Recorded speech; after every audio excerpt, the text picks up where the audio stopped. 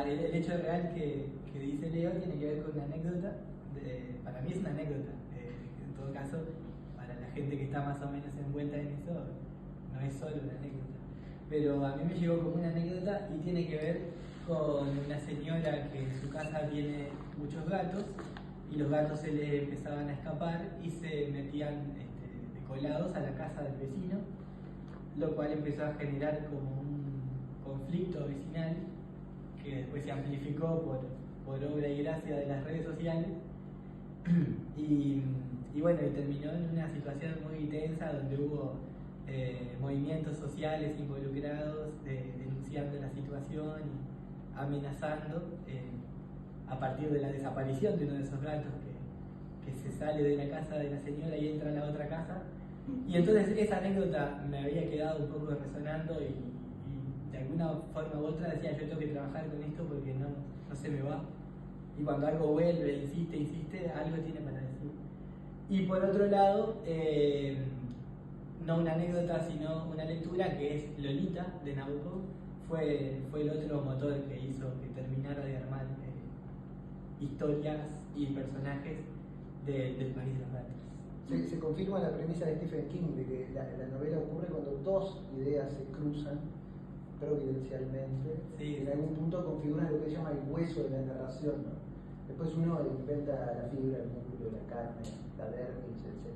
A mí me gusta algo parecido de Aira, que dice que el ensayo siempre es sobre dos cosas, no sobre una. Claro. Que los ensayos siempre tienen dos temas y que no en vano muchas veces se llaman esto y esto, ¿no? Bueno, incluso Clelia tiene la hipótesis de que en el cuento siempre se cuentan dos historias. Dos historias, ¿no? También, sí.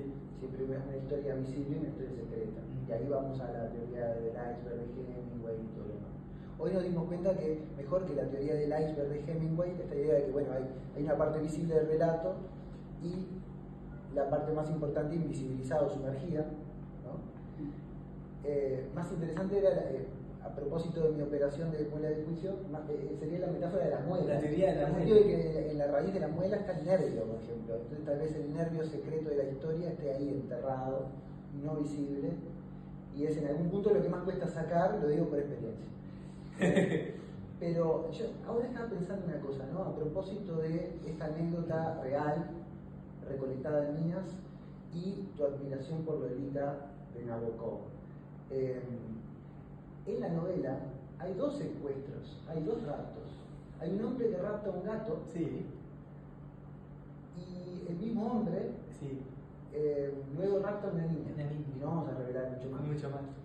Pero esa escena de los raptos me parece como muy emblemática de lo que es la tarea de la escritura. El modo en que uno cuando escribe rapta estéticas y configura un canon personal, una biblioteca privada de influencias con las que más o menos va dirigiendo y elaborando su propio estilo, ¿no?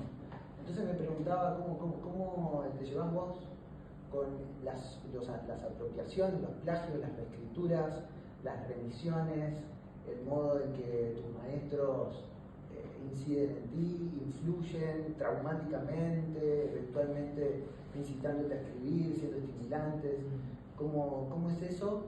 ¿Y qué pasa cuando vos escribís un personaje inspirado en un personaje de Nabokov, que es un personaje elaborado por un maestro de la literatura, ¿no? ¿Qué pasa ahí cuando eventualmente cotejás un personaje con otro, percibís que no sos Nabokov, que, ¿no?